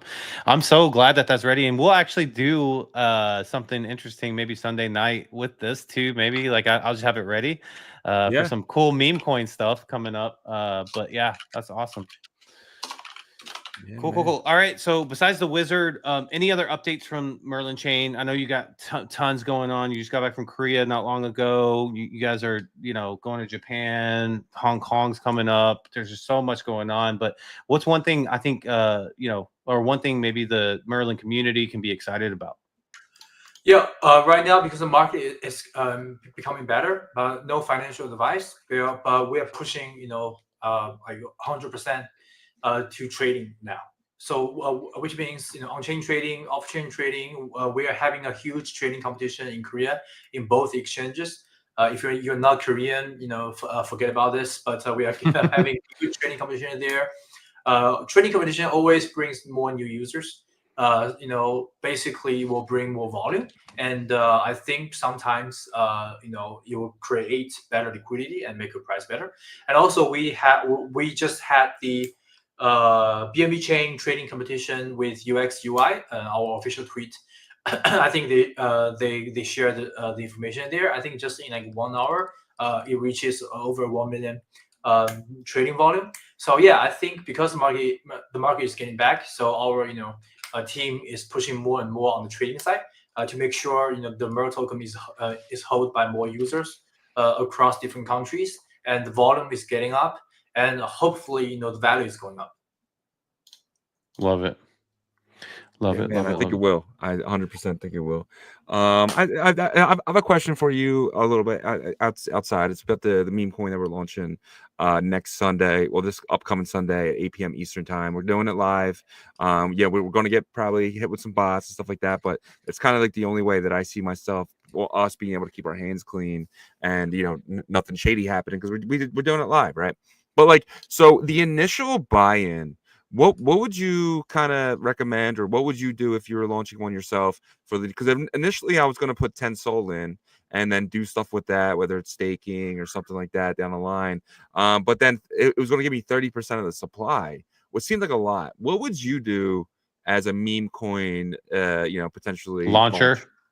Yeah, I think it depends on how do you want to use that token, because I know many builders they actually buy I think on Virtual too, they can actually buy 85% on day one in one trade, and that 85% token will go to the team, because Virtual is encouraging this is not meme, this is the actual product. So if you control 85%, you can use that token for future activities, for campaigns. And because people know you have 85%, I'm not saying 85%, I'm just saying on Virtuals, people know you have 85%, so they will monitor your address. So it doesn't mean you're rug, it doesn't mean you rug pull, because this whole thing is in the contract. And also for memes, I don't think taking a lot on day one would be good, because you want the token to be held by many people. But yeah, I think taking like 30%, 20%, 50%, even 50%, I think that would be okay, as long as that address is transparent. Is locking their token, or making the token for for different purpose, like future airdrops, for Staking. trading competition, for even donation. So as long as it's transparent, I think it's fine. And also, I know there are like lots of snipers, in the Solana ecosystem. So if you can get the tokens before the snipers, that'll be good too, because you don't want people to get like 20% of your tokens, and they can slowly dumping your tokens like every day from now on. So yeah, I think it always depends on what the the founder or the the meme launcher wants to do with the token. But I think 20, 30, 50% all makes sense to me. Yeah, I was thinking, and I haven't discussed with Yagobi yet, but I was thinking, what do you think about this idea of because we want to potentially bridge this token to Bitcoin, using RuneMine, who's already kind of doing it with Pops, BTC, bridge it over to Bitcoin, and actually layer one staking it, and maybe taking that 30% and giving that reward for anyone who bridges to Bitcoin and stakes it for 3 to 6 months. You basically get, I mean, we could put 30% in there technically. That's for true. the staking Rewards. rewards. Yeah, I think that's very smart. So basically, you are encouraging people to first, you are encouraging people to hold, right? And also, you are encouraging people to use that bridge to actually make this token come back to Bitcoin, and it definitely connects two sides of the community and users. And I think people from Solana probably they don't really understand what is runes and ordinals and stuff. So I think it's a great idea. It's a great idea. Just lock your. Do they have a platform to allow you to stake runes and earn rewards? Yeah, it's time lock stuff on layer one. So they basically lock it to a certain block height, and then they calculate the percentage based on who's in the pool and before it closes, and then the time that it's locked up. So it actually works kind of in a very elegant way. It's not your there's no smart contract, right? So it's basically that 1-2 logic demand or command that works within Bitcoin layer. Or you can move your assets away, right? Just like so it's locked up until that block height, and then once that block height is done or has arrived, you can remove your assets. So it's actually like a lockup. It's like Babylon. It's like Babylon does. Okay, cool. Okay, so you cannot, move your assets before the deadline, even if you don't want to. Absolutely. Yeah. So, and it's self-custodian. You're holding your assets. We're not holding. Well, it's like, how every Bitcoin wallet has like thousands of addresses. So that time lock address is like one of the thousands that's underneath your main wallet account. So, and then it'll release once that, I know, like time lock, like the Magic Eden did before, and also exactly. Yeah, I think that's a great idea. And you can issue the rewards by airdrop, by transfer. Yep. There's actually once you go ahead. I was gonna say there's an airdrop tool on Bitcoin Layer 1 as well, so you can do the Rune airdrop there. And I think the cool part about this idea is that like you are encouraging holding, you are encouraging like the hodl culture back, because you're taking 30, 40, whatever percent is initially going to be going towards the rewards out of circulation. So first that will create like a supply and demand issue, and then you have two groups of holders at that point too, right? You have like the Bitcoin eco holders that might not want to mess with Solana as much, and then you have the Solana people that might not want to mess with the Bitcoin side as much, but then you have a little bit of crossover of both, which I think is always an encouraging sign of trying to create like education both sides. Yeah, I think that's a great idea. I think the only thing would be a problem, but would be a problem for Solana, new users who are browsing, GMGN or Axiom or like all these platforms, is they see a address with like lots of tokens, which is a bridge, right? The address, which is the bridge, will have all these Solana tokens. So they'll get flagged. Yeah, they'll flag it, and it's gonna be kind of bad for marketing. But that's just the consequence. That's just the cost you have to take. But yeah. So I think too is like, we'll have that one address with the 30% in it, but it'll be the address that created the token, right? So it won't be the bridge yet. And then once the token drops in value, kind of that'll give us an opportunity to say, okay, this the next narrative is now staking to get this yield. Yeah, just like need to like clarify this, because people are dumb, Yeah. Because they'll say like, oh, you have all these assets, your address, like you dump all of them. yeah, this is just like a dev address. It will go to the bridge. It will be staked on Yeah. Bitcoin. Just like just clear this up with the committee. I think Yeah. that's great. And what we could do too is we could, for the Solana people that are like, damn, I'm not bridging, it's doing all that crap for staking. We could put 10% on the Solana side for staking. Yeah. You can partner with somebody from Solana and do it over there. But hey, you get 25% over here APY, but you get 45% on the Bitcoin side APY or something like that. So it'll be up to them if they want to make it'll- that extra step or not. Yeah. I think there are lots of infrastructure, on Solana can do stake and rewards. Just ask the wizard and use one of them. Yeah. I'm already doing it. I'm already asking them. I was asking them all about like how much I should hold. And there you go. It's great. It's great. Awesome. I love Cool. that, man. All right, Jeff. Well, we appreciate you joining us as you do every Monday for 30 minutes. We know you're a super busy man. Excited about the eco of Merlin. I wish there was more that we could talk about because I know, and when I say that, I mean, like there's things that I know that's happening with Merlin, that with projects that are going to be coming out. And I'll just say, hold your horses, guys. There's going to be a lot coming and stuff that's going to be fun, exciting, passionate. So that's going to be coming. But thank you so much, Jeff. And we'll talk to you next week. Cool. See you guys. Bye. See you, Jeff. Absolutely awesome as always. Great to talk to Jeff, man, every single week. We're very lucky to be able to talk to someone. He's very smart, right? I mean, I'm sitting there educating myself, right? That whole time, just kind of learning from him and everything else. So it's absolutely awesome. I have a few more topics, if that's cool. Cool. All right. So Arthur Hayes has added a lot to his portfolio. Let me grab this, make sure I have the right one here. So Arthur Hayes added 1,500 ETH, about $6 million worth, 420 ETHFI, about 500K, PENDLE, 500K, and Lido. These are all ETH protocols. So he's not only going full degen into Ethereum, he's actually going into the ETH beta plays here. So this is Arthur Hayes' personal portfolio. He has about $26 million in there. $9 million is in cash, USDC. $8 million is in Ethereum. $5 million is in wrapped ETH, which is he's staking. PENDLE, about $1 million in PENDLE now. Lido, 600K in Lido. So these are all newer. He had a little bit of PENDLE already, so he added to that position. But what do you think about Arthur Hayes getting very risk on right now? I love it. I love it because he's a smart guy. And when he's getting risk on, to me, I feel like that means that, people are getting risk on as well, right? And like they're going to be following him. They probably track it. Obviously they do. We were able to pull it up in this tracker, but yeah, man, I'm getting bullish on it. I'm probably going to dive into exactly what he's doing though. What is there any token that sticks out to you that you feel extra bullish on?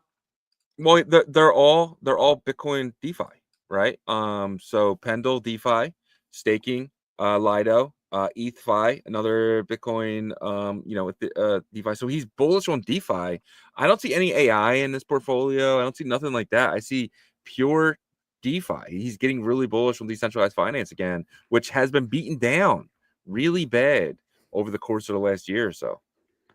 Yeah. But because of that, I think he's just kind of getting ready. He's prepping, right? Because he knows that just like ETH kind of got beat up and the demand was like down and everybody kind of like mocked it and the overselling was ridiculous and obnoxious. And now like we're going to see the overbuying of Ethereum. And I think he's also expecting some of these DeFi tokens to have that overbought trickle down into them. Not all of them, but the ones that are definitely blue chip will have that. And then some new emerging ones that everybody, doesn't matter how conservative you are, like in terms of institution level and stuff, people like excitement, some, you know what I mean? So like, I think there'll be some new like blue chips, cool. The way that they're doing is different and et cetera, et cetera. Not all of them. We're not going to see a 2021 because it got too much. It was way too garbage at some points, but we're going to see some new stuff thrive as well. But he's prepping with the stuff that's been proven, DeFi successful projects. So yeah, 100%. I'm just bullish, man. I'm just so bullish right now that someone like Arthur Hayes, who's somebody's been in here for a long time, is, I mean, he doesn't buy tops, right? He buys bottoms, and he's seeing a bottom in a lot of the stuff, whether it's, just getting in momentum too. Because like the smart traders too, they don't just buy bottoms, they buy with momentum. you know, it doesn't got to be the bottom. I think you have to show momentum, and everything's kind of showing momentum right now, and that's kind of what he is picking up. So really cool to see. Next thing here is utxo.fun dropped last night. So the guys over at Flashnet, who are building this, you know, Spark type of platform here, they're using Spark's technology. Flashnet is the first one to kind of build on it, and they had a project that launched yesterday called utxo.fun. I was crazy enough to kind of play with it. And it was absolutely nuts. You see here the top launchpad Luminex is building again, this time on Spark, so they're building on Spark as well. But for yesterday, it was the guys over at utxo.fun. Let's check them out, right? So this is them, very small, brand new. They were not ready for the Bitcoin degens. Let me repeat that. They were not ready. They said, we're getting overwhelmed amount of buys. We're working on it. Please hold off for now. What did they Please expect? do not trade until Flashnet services are healthy. You guys, and then Flashnet said, you guys broke the network. We broke the Flashnet network last night. We are working on things. Funds are safe. So that's kind of, they said, let's check out utxo.fun because I was participating in this heavily last night. You still cannot trade. You can't even see the tokens anymore, but there's a token called UTXO that everyone was saying, this is the already of Flashnet. This is it. This is the token. So I immediately ran over to Coinbase, put $200 in, used Lightning Network. It took about 1 second. Like, seriously, I hit send in Coinbase, and it was immediately in my wallet. As you can see, I have $216 here. This is my account, Shizzy. And I was not able to buy anything, though, because when I went to go buy the token, it was like 36% minute out. I put the whole $206 in, and it just wouldn't let me go. And I was like, damn it. So then now I got the refund, and I'm just sitting here. I was bullish on this, but let me get your opinion on this. So how do you feel about Flashnet going live last night and basically having to shut down an hour later? Well, let me ask you this. So with Spark, the team that came from was it Aptos or whatever they came from, the Facebook one, you know, they're very talented. There's a lot of investment capital that went into this. Did they have anything to do with these projects, or were they just teams that were building in their environment? So from my understanding, Flashnet is a team building on the Spark network. Okay. They're using the Spark technology to build their network, and their network has things. So Spark is kind of like the technology, Flashnet is like the chain, and then utxo.fun is the dApp. So Flashnet, then, do those guys have involvement with Flashnet? The move guys? Yeah, I'm sure of it. Yeah, I'm positive. The of it. reason Like, why I I'm can't asking imagine... is because I just can't imagine them rolling out a product that wouldn't be ready. You know what I mean? But maybe this is like a beta thing to where they just wanted to not, you know, just kind of try it to see what would happen, and now they know that, like, they need to Don't launch improve. a pump fun product on day one. Yeah. Yeah, I agree. Because we went nuts. There was like 1,000 transactions in like 5 minutes, and they like processed 93 of them. But you weren't 93. Yeah. I'm questioning now if this network can handle degen trading. I mean, obviously you can't right now, the way that, you know, something happened, right? Like, there's something that I'm sure they tested for like hundreds of thousands, probably some thousands. Yeah. You have to, right? So maybe something they didn't account for on mainnet. That's why I think sometimes it's better to, like, you know, I know people will say, well, if someone finds a site, well, if they find a site, they find the site. But like, if you go mainnet and then you do like the stress test on mainnet, you know exactly how it's going to play out. You know what I mean? The problem, though, is like you're giving access to the early tokens to the insiders. I know that, but like, I'm saying, like, you do test tokens, right, for on mainnet for your team, and then you just bought it to where, like, there's thousands of transactions that are being done, right? And then you just kind of, like, no one's gonna go into a token that's already been like minted, you know, all the way up set 80%, if you know what I mean, because then they know, and by, you know, bundled addresses, you know what I'm saying? So I don't know. Obviously, you know, it's easy to ridicule and criticize whenever you're not the the one that's doing it. And so, but at the end of the day, the users want a good experience. And I wasn't in this last night. I was like extremely like trying to recover from my rib injury and stuff like that. But you were, so I don't know what it was like. But from what you told me, everything up until this was like crazy good. Well, I didn't really experience anything, right? So I got Well, I in guess there, it I was made just my the name, lightning. I sent Yeah. Bitcoin using Lightning Network, right? So that was easy. But when I went to go buy or even get into any token, I created the token last night too, just to kind of test that out. But like my token never showed up. Like it never, Okay. So it's like I still created it. they're It's still still trying to saying token fix that created, up. new Yeah. token. But it never came alive. So my experience with this so far is disaster, complete and utter disaster. I mean this didn't even breathe. This thing was, it was sad. It was really sad. I think they really messed up. I don't think I'm coming back either, you know. Oh wow. That's the crap part. Like I was here for day one. I felt like I was early. The hype, I was here before the hype. And the experience was just so awful that I don't feel like I'd even attend the next link. I think that, I'm probably going to pass on this now because of this really bad launch. Yeah, I don't know. I would probably give it a chance because I didn't get to experience it, but like Yeah. you still haven't experienced the actual thing. But what you did, the experience in itself was not good for you in general. And so Well, yeah, and I don't know if it's going to work. I'm using the Lightning Network to do this. this I is mean, what they've been obviously, trying to right? do So for so long, right? it doesn't mean it's going to work though. You can Yeah. try and try. Like for Arch, for instance, right? Like we're really bullish on Arch, but it's show me, homie. It's time to put the thing Step down, up. right? So step up to the plate and let's get these audits corrected and fixed. And but this is why this launched though, because they felt like we had a launch before Arch, in my opinion, and they put this out and total disaster. Yeah, and it was supposed to be a big competitor to Arch, and so maybe that's Yeah. why Arch is taking their time.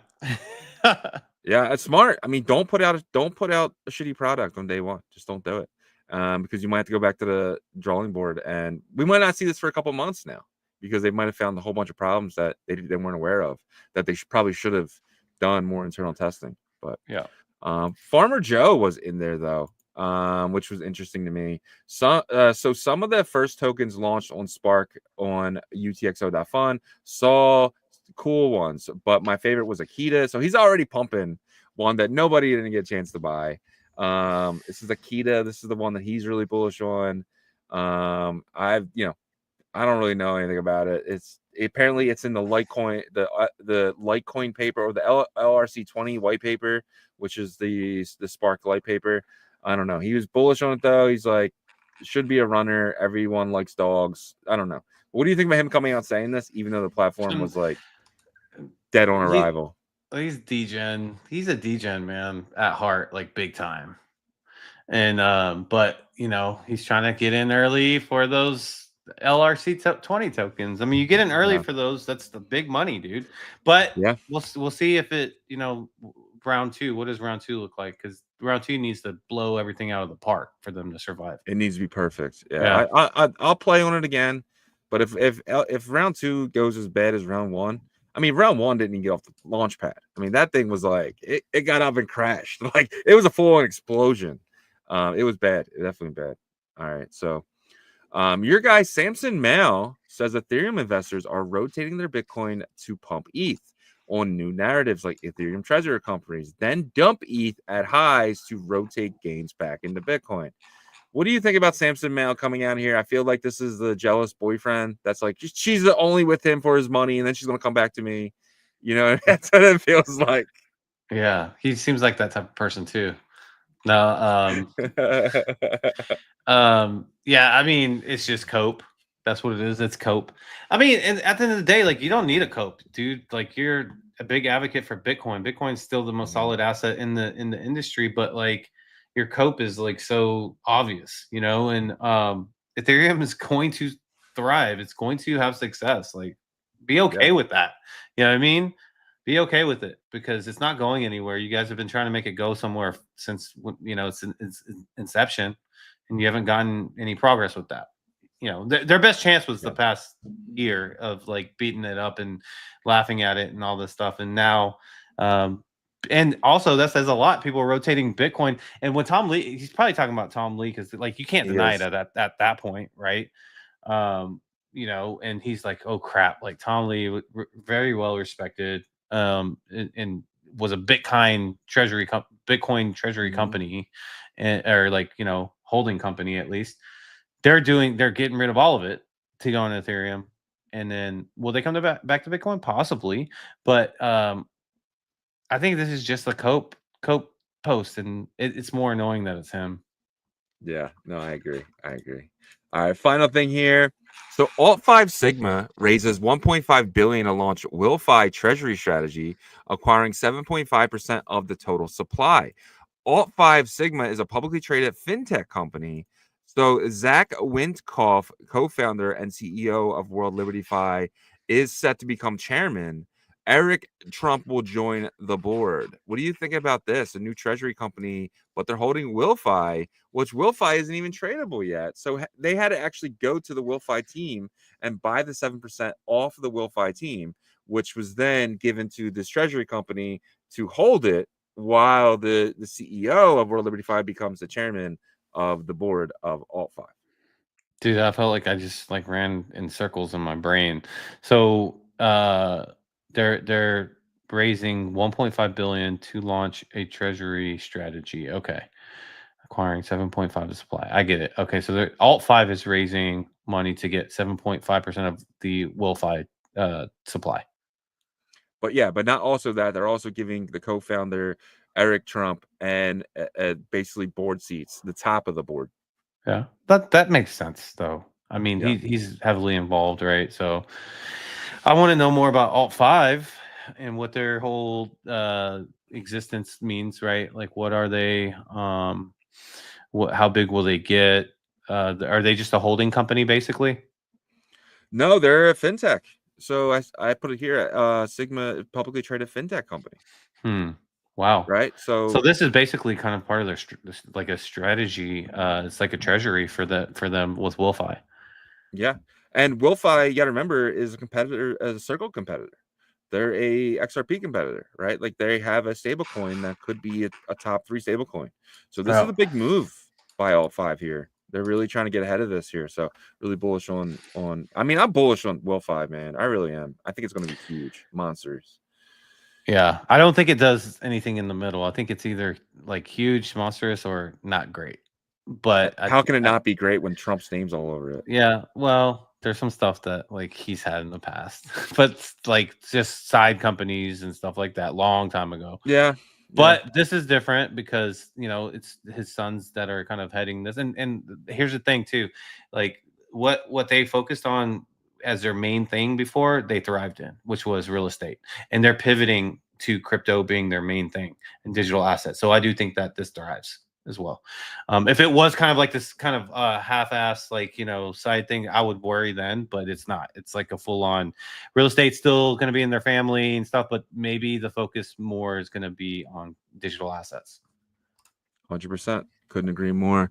All right, guys, we have 370 people in here today, 152 on X, 106 on YouTube, 112 on Twitch, not to mention everyone on Kick, Rumble, Abstract, and Spotify later. We appreciate every single one of you guys every single day. And please smash that like button if you have not smashed it. It really helps the show. Absolutely, guys. We thank you guys so much for showing up and supporting us and just paying attention.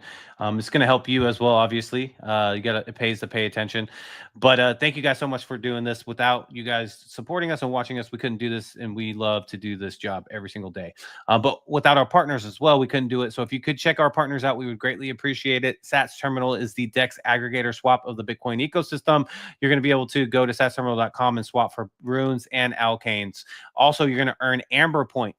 Amber points are an XP point system for Sats Terminal that are going to be counted towards a give back for early adopters.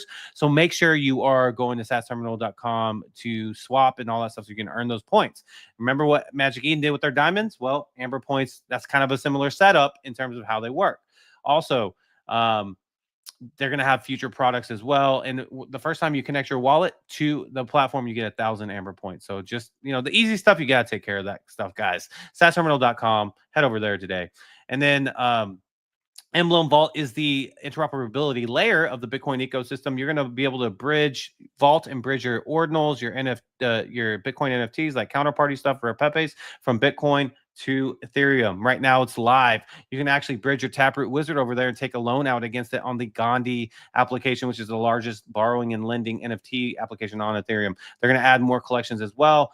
Make sure you're paying attention to that. Also, they're going to open up to Abstract, to Base, to possibly MerlinChain. I know Solana's on the list for making this possible. And speaking of Solana, they have, in my opinion, the top AI product over there called AI Agent Hustle. Very similar to what we saw with the Wizard, but little nuances that are different, right? With them, they specialize in the Solana chain for now. They're going to be expanding to other chains as well. But you can ask questions like, hey, Agent Hustle, what is a great 2, 3, 4, 5x play in Solana? And he'll give you a couple options there and why he thinks that they're good plays. Also, you can do DeFi functions with Agent Hustle as well. You can do conditional trades like, hey, buy fart coin when it pulls back 20% and then sell it whenever I am in 150% profit. And you can go to the gym, to the grocery store, whatever you need to do. He'll take care of the conditional trade for you on your behalf. Head over to agenthustle.ai today to learn more. It's free right now. They're going to be adding a subscription service with the Hustle token soon. So make sure you're taking advantage of it when it's free. And then don't forget, they have a TGE for a Bitcoin rune for their parent company as well. And you can go to OpenSea and purchase that. If you search Emblem Founder Vaults, you can purchase one of these NFTs. And once Bitcoin gets to block 915,000, this NFT will open and you will see a Bitcoin wallet in it with the seed phrase for you to get your runes out. So really creative way of doing it. And I did skip one thing. Migrate.fun is actually a part of the Agent Hustle ecosystem. If you launched a token on Pump Fund and you want to migrate to either Bonk or have your, do your own LP so you can earn more rewards, you got to head over to migrate.fun. They will walk you through it. Very simple process. Shizzy and I use this platform. It's so easy. But yeah, so make sure you head over to emblem.vision to learn about all of their products there. And then Artura.finance is the perps and leverage DEX of the Bitcoin ecosystem. If you're looking to trade synthetic Bitcoin fungible tokens, Artura.finance is going to be the place to do it. You're going to be able to trade Ordi, Sats, Doggo to the Moon, Billion Dollar Cat, maybe some of these popular LRC20 tokens if they get that ecosystem going. But yeah, it's really exciting stuff. They're going to also allow you to trade synthetic derivatives as well, like Coinbase and MicroStrategy. And of course, you have your basic tokens, Bitcoin and Ethereum you can trade right now. And then Tau, XRP, tokens like that are coming very soon. You can earn by adding liquidity to the platform as well, passively. And they are also doing an XP system as well, to where you can earn XP for a future give back to early adopters as well. So make sure you're taking advantage of that. These are the easy, dumb things that you can do for, you don't have to, you can do like 50-cent trades just to earn points, right? But head over to Artura.finance today to learn more about what they are offering there. And then Tokyo Wallet is the multi-chain smart wallet of the Bitcoin and Cardano ecosystems. If you're looking to swap for runes, you could do it directly in the Tokyo app. They partner with Sats Terminal to make that possible. And if you're looking to swap for Cardano tokens like SNEC, you can do it directly in their app as well. They partner with Dex Hunter to make that possible. Also, if you have an iPhone, head over to the Apple App Store, download the product. And then if you have an Android, head over to Google Play to download it. But Tokyo is going to be adding support very soon for Sui Chain as well. And they're going to keep going, guys. This team is just constantly grinding to make the UI and UX better for you as the end user. Check out their application, try it out, let us know your feedback. You can actually find us in the alpha section, as they have an alpha section of YouTubers like us, Cryptos Are Us, and some other big ones as well. Head over to Tokyo.io to learn more today. And then MerlinChain. Space tomorrow. Oh, yeah, there is a space tomorrow at 5 p.m. Eastern time, and they're going to be doing the space with Ika, which is a MPC, parallel MPC, like advanced MPC, super fast to be able to bridge from Sui to Bitcoin and vice versa. You got to check that out, because you're going to learn about a lot of new Sui projects that are going to be building in the Bitcoin ecosystem as well. But head over to Tokyo.io to learn more there. And then MerlinChain, uniting Bitcoin strength through the power of AI. We just showed you how you can do cross-chain swaps, man. I'm so excited for their team over there. The Wizard version 0.3, but the 0.4 is the one that's going to be upgraded. That's the one that you just saw when we did Merlin Mondays today. So you're going to be able to swap in Solana, BNB, etc., with your MerlinChain Bitcoin. So they're making this AI, they're stepping it up to another. That's another thing, man. Like, our partners are serious builders, dude. Like, there's only a handful of serious AI projects in the space right now, and 2 of them are partners with OnChain Revolution, and super proud of that. But also, you can ask questions about the MerlinChain ecosystem. It's going to bring back social sentiment, news, all that stuff. So make sure you guys are checking out the Wizard. And you can also earn on MerlinChain with their proof of stake security system there. You can actually stake Bitcoin to earn more Bitcoin, on average 16% APR. And on the low end, 8%, high end 21%, but that average is 16. It is locked up until September 30th, though. Just know that's the first wave of Bitcoin to Bitcoin. And then there's 2 options for the Merlin token. The first one is the flexible option, which is a day-to-day staking option with your MerlinChain token. You earn 15% APR, but you can claim your rewards daily and compound that, so you can create more earnings through compound interest. The magic of compound interest is amazing.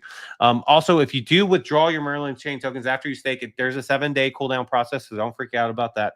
Also, the second option is the bonded option, that you stake for 6 months, but you earn 45% APR, and you can claim the rewards daily with that as well and do the compound interest thing. Of course, it's locked up for 6 months there, but take advantage of this, guys, because it's not going to be around forever. Jeff and his team are big movers and shakers, getting listed on Kraken, getting listed in Korea on the huge exchanges, in Japan, and so it's going to continually grow, in my opinion, and there's going to be some big projects coming on chain there. Head over to merlinchain.io. And lastly is our partners from Ordinal Hive. They're the Ordinal aggregator marketplace. So if you're looking for the cheapest ordinals, you got to go to ordinalhive.io. They are lightning fast in terms of the trading. You get your Bitcoin right away. You don't have to wait for 10, 50 minutes, depending on Bitcoin block. There's a lot of trader tools. The dashboard is amazing. Head over to ordinalhive.io to learn more today. Thank you guys so much for checking out our partners. Yep. Great job, man. As always, if you guys have a few more minutes and wouldn't mind checking out OnChainRevolution.io, some of the best articles dating all the way back to last year. If you know someone just entering the space, please send them on our website. We really feel like help them get started and code up to where we are today. This is the new article from last week. Lobo listed on Kraken. Definitely check this out. And you guys can check out every article that goes all the way back, guys. I mean, you guys can really get caught up very quickly just by reading article after article. Very quick reads, 2-3 minutes, but definitely check these out if you're interested. If you're interested in a VPN, I highly recommend Nord. I use it every single day, but if you use our code here, you get it for $3.39 a month, guys. Do not pay $11.59 if you go to the website, and I feel like this number is going up as well. But definitely want to check out our discount card. Discount has not gone up, and you lock it in for 2 years, because if you lock it in for 3 months and come back, you're gonna be like, damn, I got to pay the $11 now. I could have just paid the $3. So I locked mine in for 2 years, set it for 2 years, paid it $67 or whatever it is, and just done with it. Not thinking about it for 2 years. And what I can do with a VPN? Why is a VPN so important? When you use the VPN on a daily basis, you're not giving your IP to any site that you go to. Any site you go to, you're giving your IP address away. It's stupid, right? Especially when there's sites that geo-block you. Say, hey, we don't want U.S. Americans using our site. You can get around that by using a VPN. And, there's nothing you can do about it. You put your VPN.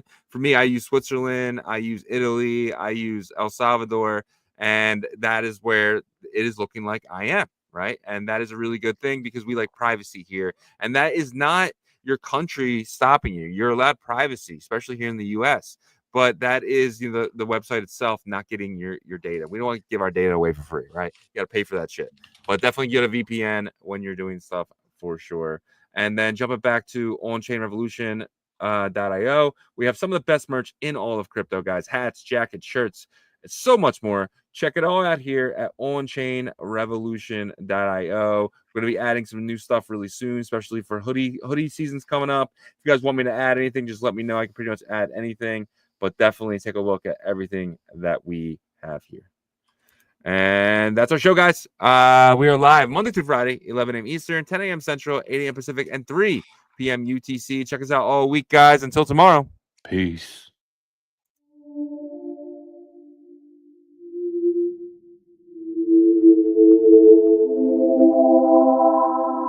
On-chain, on-chain, on-chain, on-chain. On-chain revolution, roll call. Market recap. You're not bullish enough, no. You're not bullish enough, no. Look at the price go.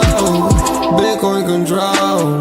Why you still coping? Price action rolling. Don't fall for bear trap. Swapping indexes and putting it up in the sex. I can take profit right now.